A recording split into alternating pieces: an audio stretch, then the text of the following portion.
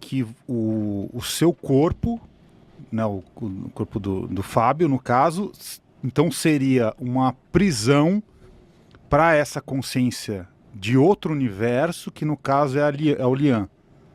Sim. Então é um corpo-prisão.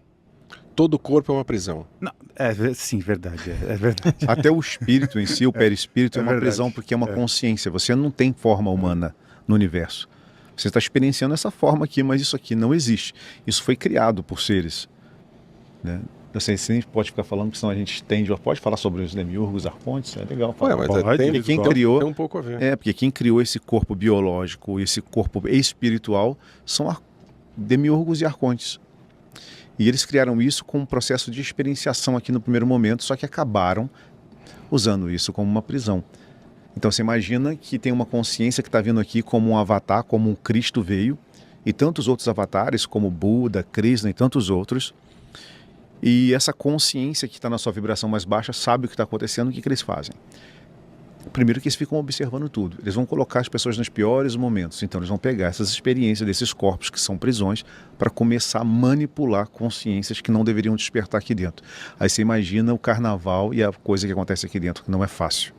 Então, imagine essa questão assim, das duas perguntas, quem somos e onde estamos, né? Quem somos, a gente começa a entender no aprofundamento desse desdobramento serafínico. Aonde estamos também. Só que aonde estamos, assim, como assim? O planeta Terra, esse corpo é uma prisão, ele falou de Elohim baixando tá na sua menor vibração, como que isso acontece? Dentro deste universo, desse arcanjo, ele fala assim, então esse arcanjo é ruim. Não tem bom ou ruim. Tem bom ou ruim. São escolhas. Os desdobramentos desse arcanjo também têm escolhas. Então, um dos seus desdobramentos, que nós chamamos aqui comumente de Yahvé, ele é o nosso bairro galáctico. Ele é o conjunto de 52 sistemas. Ele é. E onde nós estamos. Onde está a Terra também.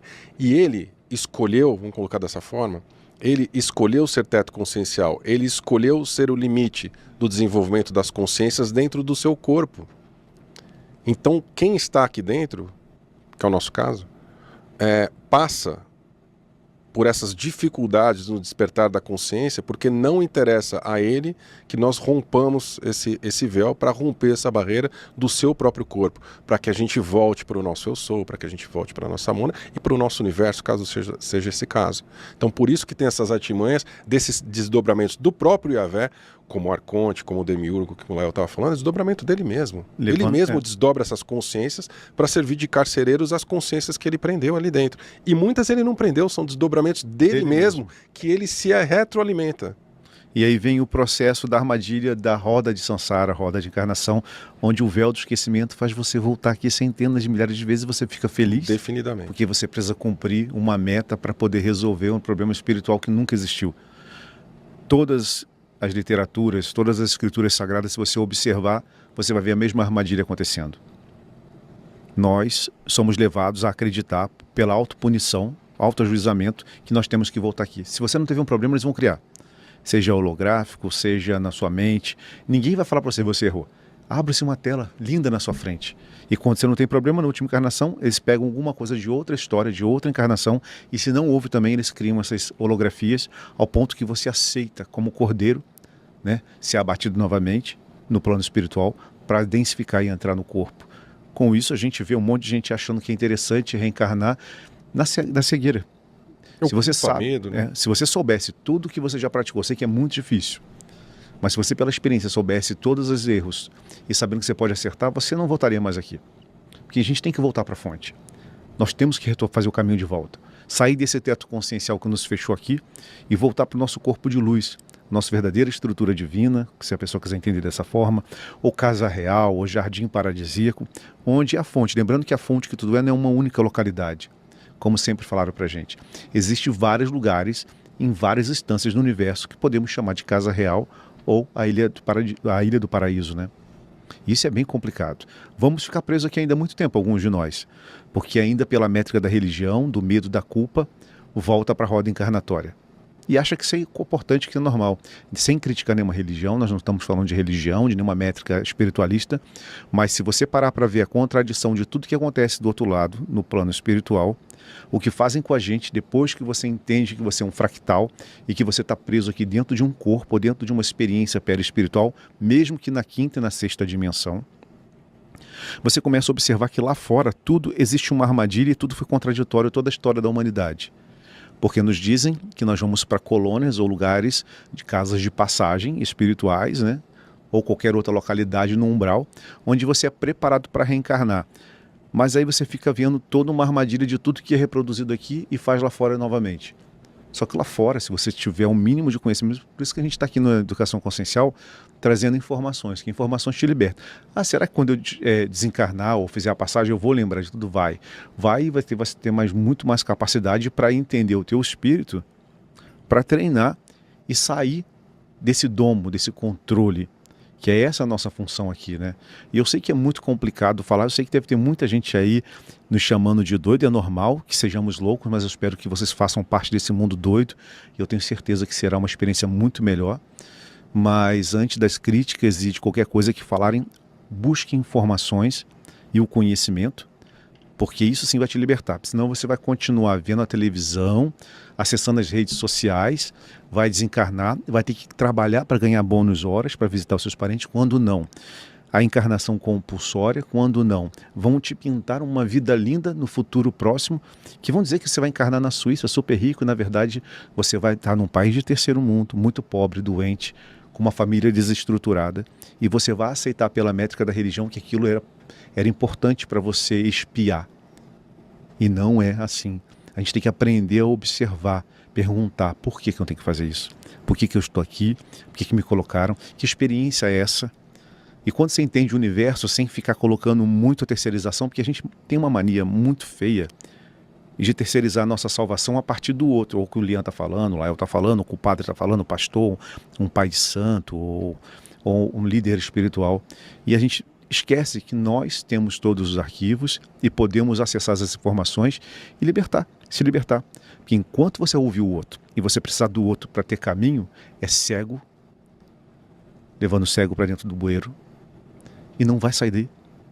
A gente traz informação, filtra, mas lembre que esses arquivos sempre estiveram dentro de vocês.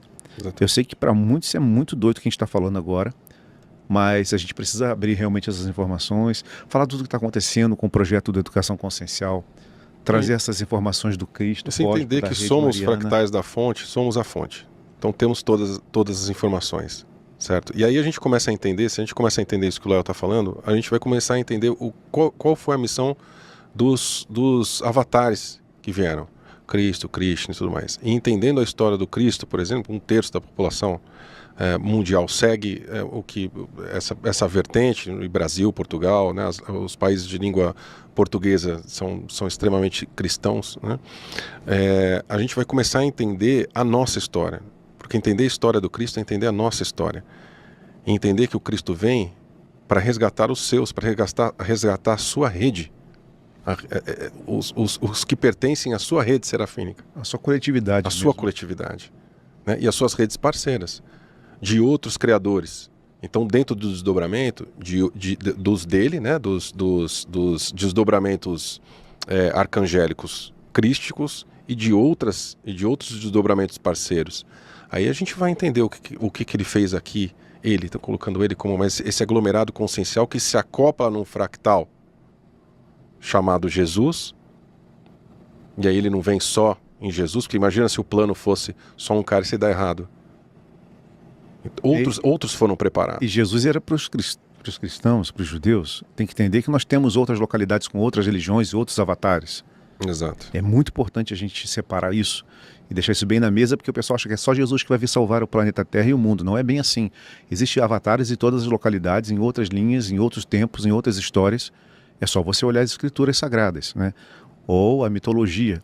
É que a gente não dá muito uma credibilidade para a mitologia que está aí. A gente acaba falando, isso é uma historinha para boi dormir, mas tem muita verdade dentro desses escritos. E você observa que cada uma desses livros sagrados, dessas mitologias, que é ter o seu Deus mais poderoso, só criou a mesma história. Você vai ver o dilúvio na mesma história, você vai ver o Salvador nascendo, você vê Mitra, Cristo e tantos outros que nasceram, que querem botar em 25 de dezembro. Exatamente. Lembrando que 25 de dezembro, Jesus, eu sei, sinto muito informar vocês, mas isso é uma data muito comercial, mas não tem nada a ver com A Cristo. Saturnália romana, enfim. Jesus é uma coisa, Cristo é outra, Cristo habita Jesus, ou ele desce, coabita com Jesus, e essa consciência começa a despertar ele num dado momento, mas nós temos um Cristo cósmico também, que cuida de todo o nosso sistema solar. Né? E eu sei que para muitas pessoas é louco, mas para quem é espírita, já tem um pouco a cabeça aberta, vai entender que nós temos alguém que cuida de nós, algo cuida de nós dentro do nosso sistema solar. Senão nós estaríamos ferrados, nós temos uma quarentena mesmo, e essa quarentena está sendo rompida. Por isso que a gente começou a receber esse contato da Ordem Mariana, para a gente começar a falar sobre esse aglomerado de consciência que também é o Elohim, que eu acho que você até explica um pouco melhor do que eu, mas a importância de estar trazendo essas informações para as pessoas, sabe, Guru? E entender que nós precisamos despertar enquanto anjos. A gente está terceirizando, sempre assim, ó, a gente olha para o gesso e faz oração e reza para o gesso. Mas não, mas eu estou rezando para Maria, eu estou rezando para São Miguel Arcanjo. Não, a tua mente está totalmente direcionada. Quem está se alimentando dessa tua energia do outro lado? Mas é pela fé, pelo amor. Todas as emoções, todos os padrões vibratórios servem de alimento para um lado e para o outro. Tem alguém com um canudinho muito, muito interessante ali absorvendo a tua energia. Mas mesmo na euforia. Mas quando eu estou triste, também na tristeza. Se você não souber direcionar e parar de terceirizar e olhar para dentro de cada um de nós, de cada um dos fractais, nós temos um universo muito maior do que o universo que está fora. Obrigado por assistir. Aproveita para se inscrever e deixar seu joinha para ajudar o canal. Até a próxima!